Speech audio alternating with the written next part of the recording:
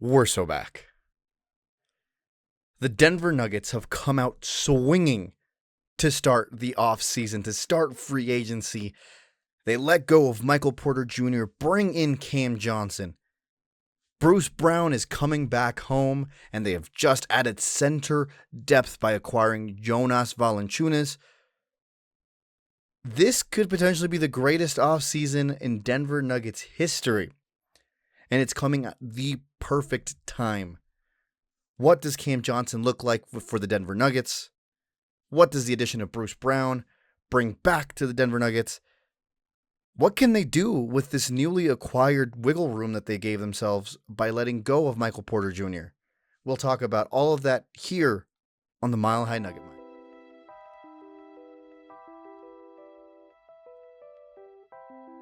How's it going, everyone? My name is Alex. I go by 5280 Nugget Mine on Twitter, Mile High Nugget Mine here on YouTube. And oh my God, the Denver Nuggets front office staff, this crew that was a complete question mark, a big unknown for so many of us, has just made a fool out of so many of us for thinking that they would do nothing. We have gone through several off seasons in the past as Denver Nuggets fans, where the first day rolls around, you fantasize about, oh, there's this guy out there, there's that guy out there, maybe they'll make a move on him, who knows? And then by the end of that day, you go, yeah, this is about what I expected, that being absolutely nothing. They just traded away a core piece that won a championship for the Denver Nuggets, one that arguably was underperforming, and one that was probably easier to move than another piece, but you thought there was no way. There's no way that they're going to move away from them. Like, that's just not what we do here.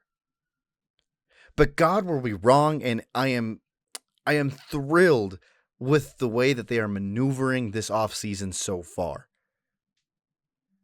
First, let's extend a big thank you to Michael Porter Jr. One final, Mike, for the road. Talk about someone that just has an incredible story. Someone whose, career I will gush about for years to come to all of my friends, family, and whatnot. This guy shouldn't have been playing basketball. After the first back surgery, it was a big question mark. And then he had another one. And then another one. The drop foot, everything that just is compiled on him from a health and physical standpoint is enough to make most NBA players not want to continue to play or flat out be unable to play. That never stopped Michael Porter Jr. He gave everything that he had to bring a championship to Denver, something that they had never done before. He contributed in multiple facets, especially in that Lakers series, and I thought he was a pretty good, if not, better than most defender in the NBA Finals against the Miami Heat. I'm gonna miss him a lot. It's one of those things, you feel pride when it's someone that your team drafts and that you're able to ride out with, and you see them grow and turn into a very good NBA player. It's like watching, I don't know, for me, it's most of my younger siblings. Like, it was when I watched my youngest sibling, graduate. You just think to yourself, man, I got to watch him, become the best or one of the better versions of himself, and I'm very excited to see what the future holds. Here, and despite all of the drama that was around him, his brothers being in the headlines for all the wrong reasons, and just always wondering if he was going to be okay to continue to play after what was plaguing him. All of that culminates in him having an incredible NBA career, or at least an incredible stint here with the Denver Nuggets, and, in my opinion, being one of the all-time Nuggets. Thank you so much, Mike. I hope everything is incredible over in Brooklyn.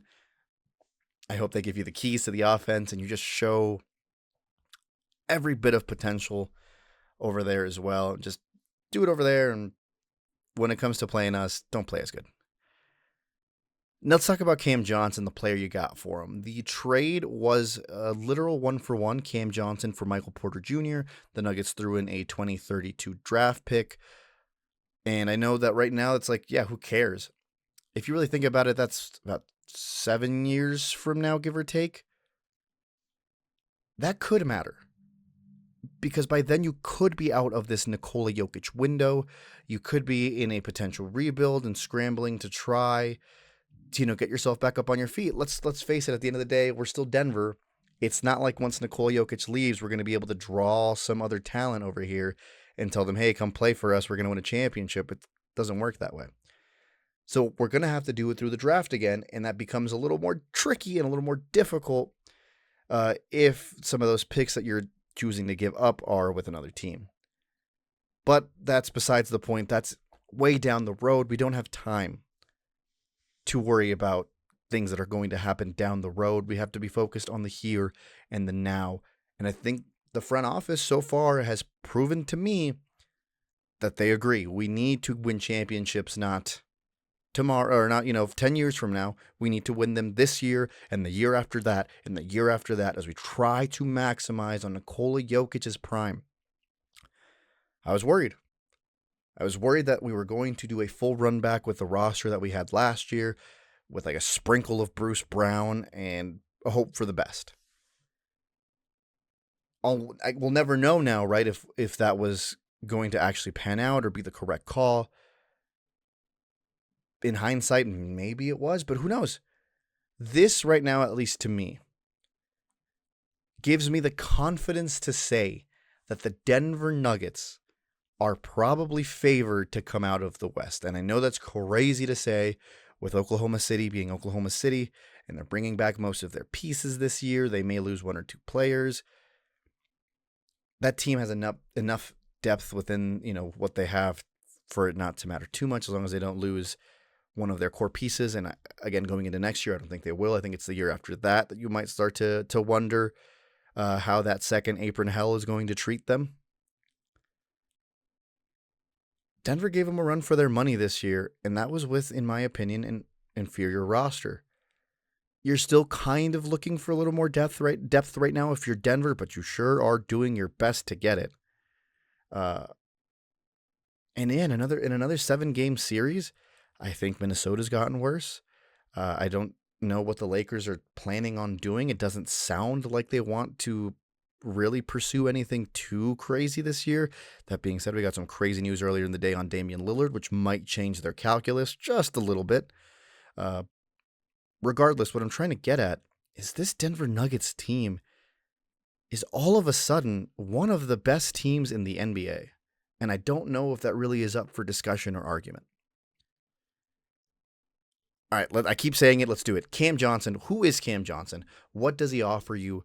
Why on earth am I so high on someone like a Cam Johnson?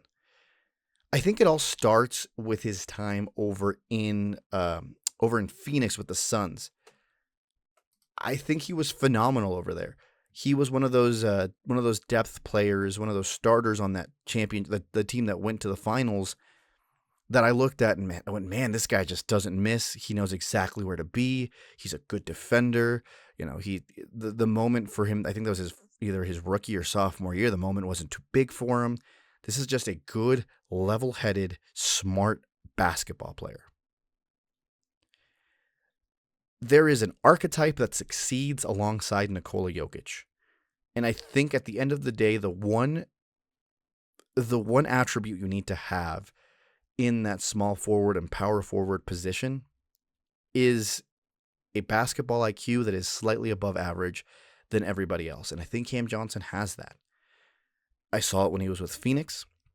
When he got moved and went over to Brooklyn, you've seen it in, bursts here and there. You can tell he's a smart player. But when you're playing with a team that just has very little aspirations and it's hard to really, get that momentum rolling, you don't see exactly what his potential is going to be or can be. But I think now that he's playing alongside Nikola Jokić, now that he's playing alongside Aaron Gordon, now that he doesn't have to worry so much about, having to be the number 1 or number 2 option, I think he's going to flourish. He's a phenomenal three-point shooter, as I've said before. The ceiling of Michael Porter Jr. is definitely higher than Cameron Johnson's ceiling. Let's not get it twisted. I think if we talk about like superstar potential, MPJ has superstar potential. Maybe it's slightly dwindling, but at the end of the day, there is superstar potential there. I don't think Cam Johnson has superstar potential, but he sure is a star. His shooting splits are phenomenal. He's great from the three-point line. He's great from the free throw line. I don't know if he's as good of a finisher like MPJ developed into. But what you see out of Cam Johnson in just about every single statistical category is an improvement. A slight dip from the three-point line, but it is an increase at the free throw line. His 2-point, his inside field goal shots, inside the arc is better than Michael Porter Jr.'s. And I think where it really matters the most, he's a really good defender. I'm not going to sit here and say he's, a switch guy 1 through 5, but he can guard someone up at the top of the key. His perimeter defense is phenomenal. And again, add to the fact that he's a very intelligent player. If Denver is deciding to focus on not playing man as much throughout the year, and they want to incorporate a little more zone, you need smart players to do that. I know zone to some people is like, oh no, he just watches this part, he just watches that part, and we let whatever happens. It's not as easy as just, you this is your section, we'll take care of it. No, you have to understand what the assignments look like, what are they doing to counter your zone? If something gets compromised in someone else's area, how are you able to make up for it? Those are things that Michael Porter Jr., he may have understood them, but he was too slow to react in the right ways to give the proper help. Cam Johnson will not be that. He will be someone that recognizes probably things before they happen and will be able to assist his teammates when they get beat at the top of the key because they're not really good defenders because they come into the season out of shape. As a random example, Cam Johnson is going to be an upgrade in every single area for this Denver Nuggets team. He's going to slot in just fine into the starting lineup. It'll almost be seamless. You'll see it right away where the flow of the offense will change. MPJ was a spot-up shooter. All right, he stood in the corner. He waited for a play to develop, and if the ball came to him, he shot it. Cameron Johnson has a little bit of that, Klay Thompson in him, that I'm going to, maneuver around screens. I'm going to run around and drag you with me, and I can shoot, off a catch and shoot very well. His in rhythm or his off ball or movement 3-point shots are so good. I saw a wonderful compilation on Twitter. He moves without the ball so well. And when he gets it, he's just able to come off a screen and rise up very quickly, very smooth, and the ball just finds its way into the basket. This is a player that a lot of people should be excited about. He's 29 right now, so he still has a handful of good years left in him. And like I said, he's going to get the Nikola Jokić bump. Everyone gets it. You play alongside Nikola Jokić, and you look like a bona fide like a phenomenal role player. Bruce Brown got paid because he played really good basketball, but because he played really good basketball alongside Nikola Jokić, who made him look even better. Cam Johnson's going to have the same thing happen to him. I suspect you're looking at, what? I hate giving predictions like this, but I'm going to. You're going to look at someone who's going to give you about 20 points a game, about 5 to 6 rebounds. I think his playmaking's okay. You're probably looking at about, let's call it 4 assists a game off a very efficient 49.5 field goal percentage. Let's say that he's shooting 39 from the 3, 90 from the free throw line, and just an incredible number everywhere else. I'm very high on him. As a matter of fact, I have been high on him for a long time. I think that's a player that you would be remiss not to go after, especially if his name is available. He's everything that the Denver Nuggets need from that position. So why would you look anywhere else, in my opinion? Good 3-point shooter, good length, really good defender. And I also work over at a radio station on the weekends, helping out there, running some shows, running the board. I even on air, when I was asked what my wish list would look like or what free agents I'd want to go after, I let them know this. I have 2 names circled, and one of those names I didn't have circled until yesterday. Cam Johnson's been very high on my list for a long time. He's someone that if you are going to move away from Michael Porter Jr., I think is just in almost every way an upgrade. If we're kind of baselining players, I think he gives you overall more than Michael Porter Jr. could. Could he make as many threes as MPJ? Maybe not, but we don't need a whole bunch of threes from that area. You just need good defense and lethal shooting, and he gives you that. I know I'm not someone who threw out a crazy name. Cam Johnson's name has been on Nuggets Twitter for years. But I've been very loud and very vocal about how I think Cam Johnson is just the best option for this team. And now that he's here, I'm very excited to see what the future holds, not just for him, but for the Denver Nuggets, who are going through a metamorphosis of sorts that's kind of scary. They already won a championship, and I think they might be better than that roster that won the championship. All right, that's my soapbox on Cam Johnson. This guy's incredible. I'm very excited. I can't wait to have someone that can guard the perimeter very well. Him alongside Aaron Gordon is going to cause nightmares for several different teams. And just the options that Nikola Jokić is going to get now with him on the team makes me a very enthusiastic Denver Nuggets fan. All right, it happened. Brucey B is home. And I'm really happy that it happened, but I'm also very upset because there was also a world where we didn't get him. And if that would have happened, I don't know how I would have felt. Because he spent all of the start of the playoffs last year, and even before that, going, man, I just really miss Denver. And you'd see his Instagram posts wearing like a Nuggets jersey or an Avalanche sweater. And he'd be wearing his cowboy getup. And, you got his line where he's like, I just really miss playing, in playoff basketball. I really miss being on a contender. All of those subtle hints of, I just really want to be back in Denver. And if he didn't sign here after all of that, I don't know how I would have felt. Probably upset. But I don't have to worry about that because yesterday, a few minutes after giving the Cam Johnson news, we got the Bruce Brown news. He is signing here for 1 year. I don't know if the numbers on the contract are out yet. I would assume that they're not, but I will double check for you guys right now. Let's see. Anything new? No, not yet. So it looks like we don't have the exact numbers on the contract. I'm sure that'll come out a little bit later. Bruce Brown, we all know. We all know what he provides. He is a dog. He is someone that will come off the bench and just be unrelenting. I think what was really good about him in his first stint here with the Denver Nuggets, your starters, the Denver Nuggets starters, would pummel teams. They had like a plus 15 point differential, and you would go to the bench and teams would be like, oh, thank goodness the non-Nikola minutes, and then Bruce Brown would come out and say, oh, we ain't stopping, and would foot on the gas, keep scoring. He would hit threes. He would cut to the basket. Just when you thought you had a chance to breathe, Bruce Brown would not give you that opportunity.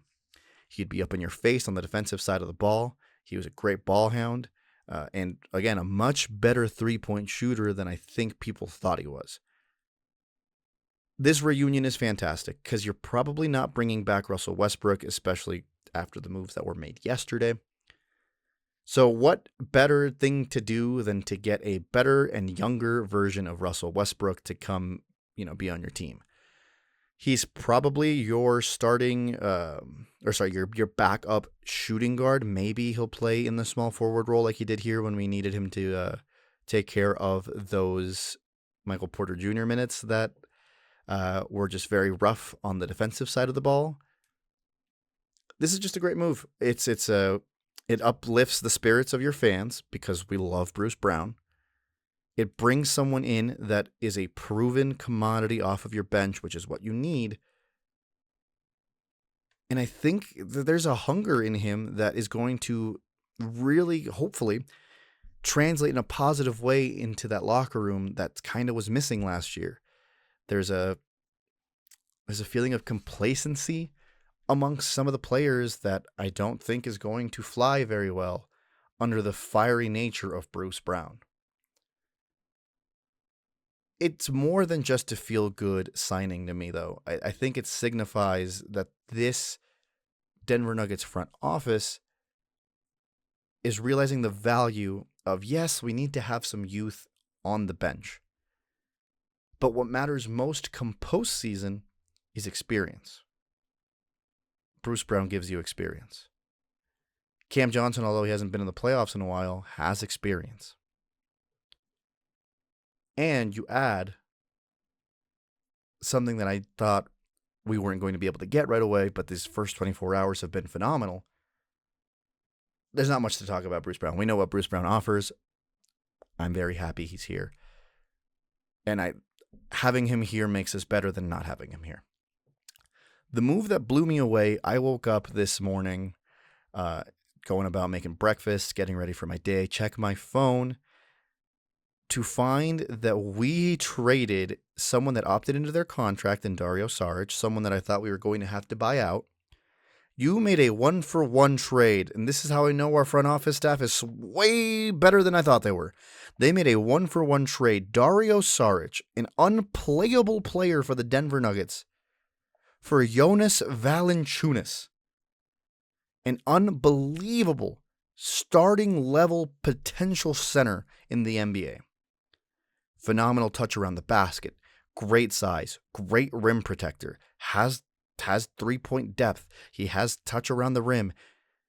He gives you just about everything you need from the backup big position and then some. And all you have to do is get rid of a player you were probably going to have to buy out anyway and save that money. Sure, you're going to have to pay Jonas whatever you're going to have to pay him.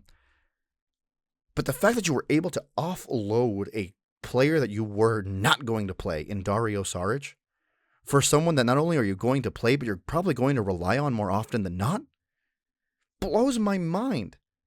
Jonas Valanciunas in his time with the Grizzlies was a player that I just always looked at and went, man, this guy's just like, he's not popping off of the page, and so to speak, but he's always scoring. He's always making things difficult. He's banging up with Nikola Jokić. This is a player that all of a sudden, again, I was already feeling very confident with where the Denver Nuggets were headed. I can't help but say this is a championship team. This is a team, all of a sudden, that went from having zero depth to almost, I can't say more than what we need because you need a lot of depth in this league, but almost like having a rich, a richness issue. We have an abundance of riches on this team is what I'm trying to say. Your starting five's phenomenal, and now your backups are looking like you're going to have Bruce Brown, you're going to have Jonas Valanciunas, you're going to have Peyton Watson, you're going to have Julian Strawther, you're going to have Jalen Pickett. And if those last three that I mentioned stay healthy and continue to improve as they have been, this Denver Nuggets team looks great. Honestly, I'd say beyond great. I don't want to sit here and be a homer and scream that the Denver Nuggets are the best team ever now. But how can I not? This team was very close last year and maybe the year before that as well.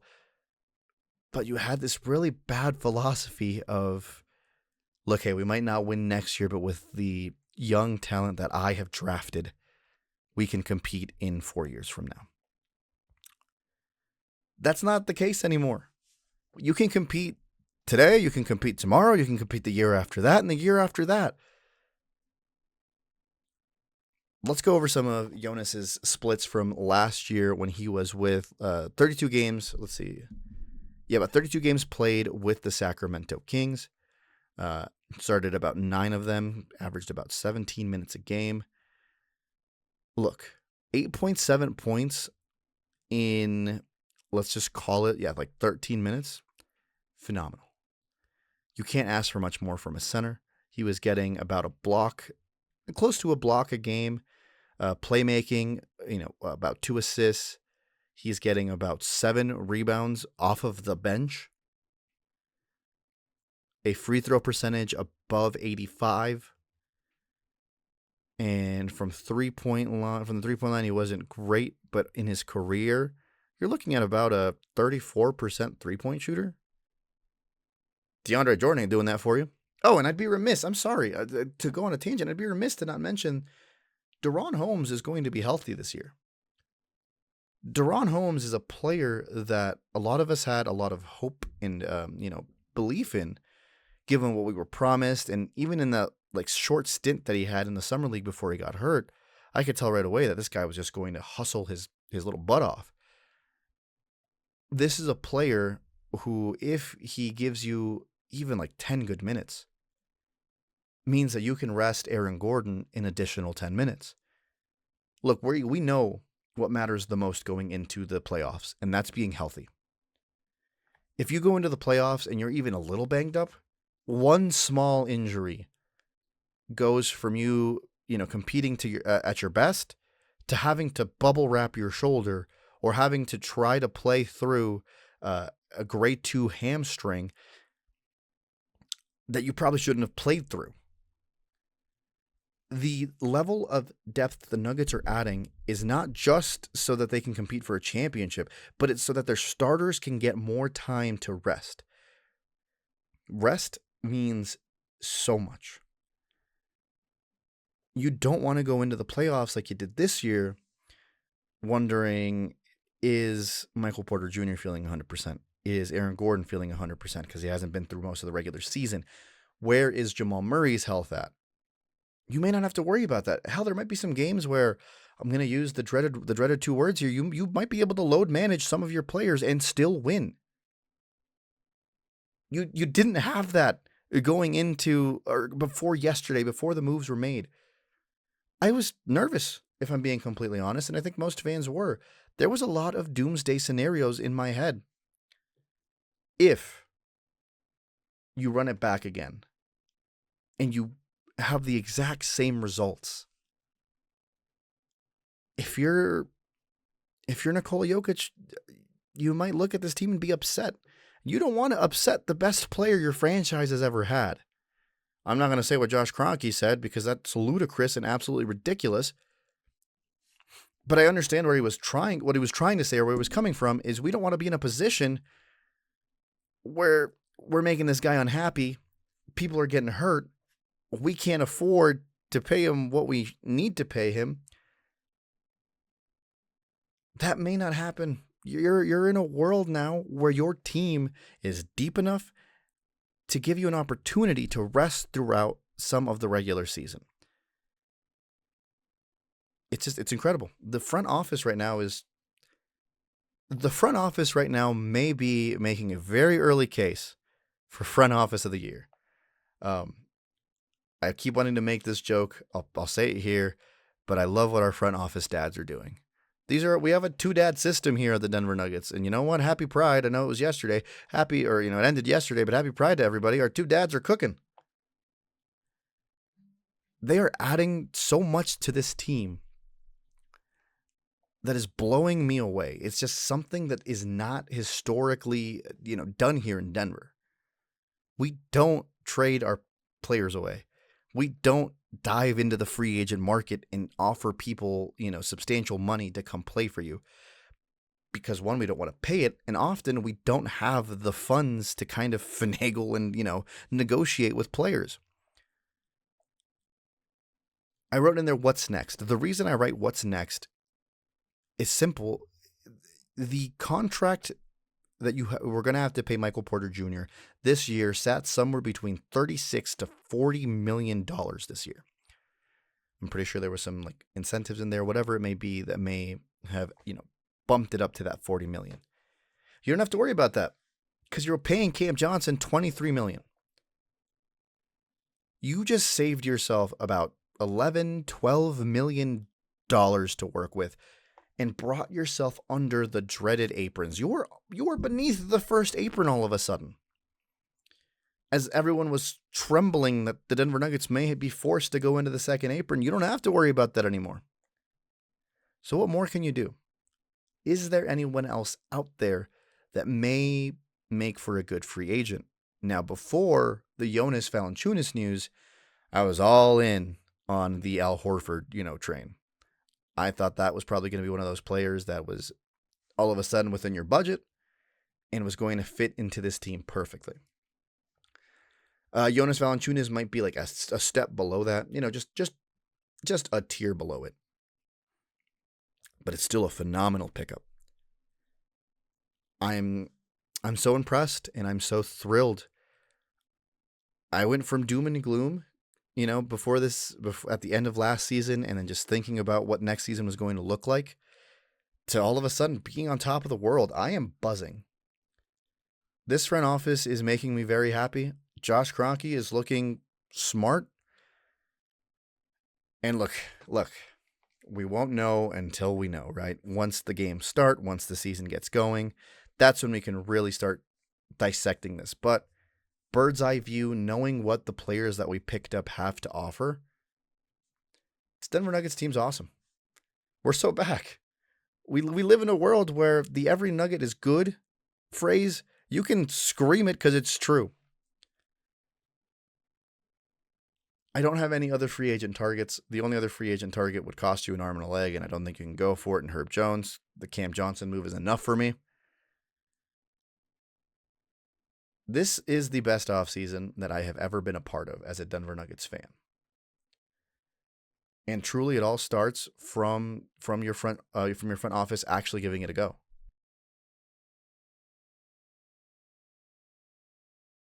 Don't you love getting phone calls in the middle of you screaming into a microphone? This front office deserves a lot of praise. And maybe it's just me coming in with the lowest of low expectations, and literally anything that they could have done would have made me happy in terms of reshaping this roster. But they did it. They did it. They went out and they got very good pieces. This team is going to be better because of it. And now I'm wondering what is David Adelman cooking? What is he thinking? How can I work now that I have a good backup big? What are some of the sets I can run now that I know Cam Johnson isn't just a spot-up three-point shooter, but is probably a great off-ball player as well? What do my defensive schemes look like now that I think I can trust somebody a little more to understand a slightly more complex zone? What bench players can I, find spot minutes for but not feel pressured to play? This is an incredible 24 hours for the Denver Nuggets. And I'm going to say it, with that Jonas Valanciunas move, and if they do any other small move, I'm confident in putting a little bit of cheddar down on the Denver Nuggets to win a championship this next year. I'll probably double down and place a bet on them to be Western Conference champions and NBA champions.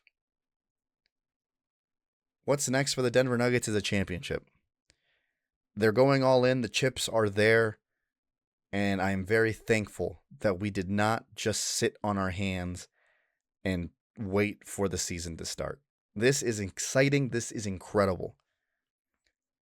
Ladies and gentlemen, the 2025-26 Denver Nuggets are going to make moves. They're going to make big waves. People are going to have to look at them again. They aren't just some team that is a fallen champion with the best player in the world. They are a threat. In the words of one Sean Payton, we're going to be dangerous. We're going to be dangerous. Thank you so much for watching this video, y'all. I am going to probably go a little more in depth now on Cam Johnson in a future video. I want to do that in a slightly different format and a slightly different style. You'll see it once it comes out. And then I'm going to probably do a little bit of a way too early power ranking once all the dust settles around the NBA. We've already seen big moves occur. The shakeup over in Houston, the moves that are probably going to be happening over in Phoenix. Some of the players in Minnesota that have given you trouble are also getting moved. Naz Reid got a big contract. So much is happening in the NBA. Honestly, before I head out, let me give the NBA a little bit of credit here. I think what happens a lot in sports, NHL, NFL, even though NFL is king and will always be in the mind's eye, what happens a lot is once the season ends, there's a lot of time in between for fans to just kind of forget. Put it in the back of your mind. Minicamp is coming up. We'll get back into it once minicamp rolls around.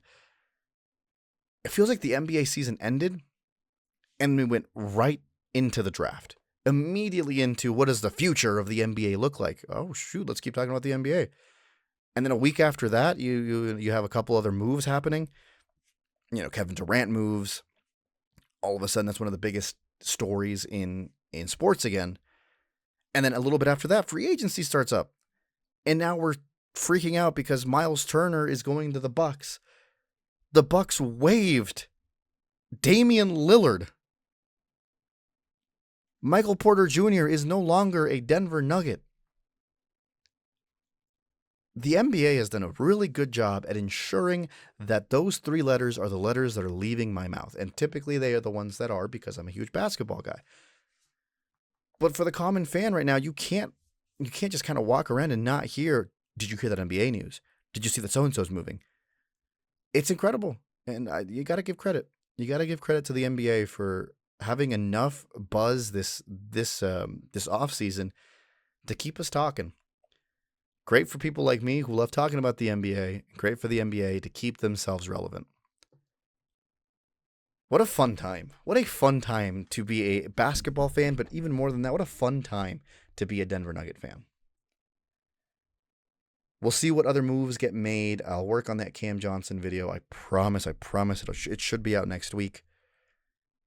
Thank you so much again. If you clicked on this video and you liked what you heard and you appreciated the rambling of someone who's just a big fan of the Denver Nuggets and a big fan of NBA basketball, feel free to subscribe. It costs you nothing, and it really helps me. Just keep going. This is a career that I've been looking or trying to get into for a while now. Now that I have all the tools at my disposal and a better understanding of how this stuff works, I want to keep making videos, and the best way for me to keep doing that is through your guys' support. Share with your friends. This stuff doesn't really grow, unless you guys get involved. Word of mouth, things like that. Again, thank you so much for watching. Again, 30 plus minutes of your time is nothing to sneeze at, and I appreciate everyone who stuck around till the end here. A lot of crazy, crazy things going on right now, and no better time to be a Nuggets fan. This has been Alex with the 5280 Nugget Mind, Mile High Nugget Mind, signing off.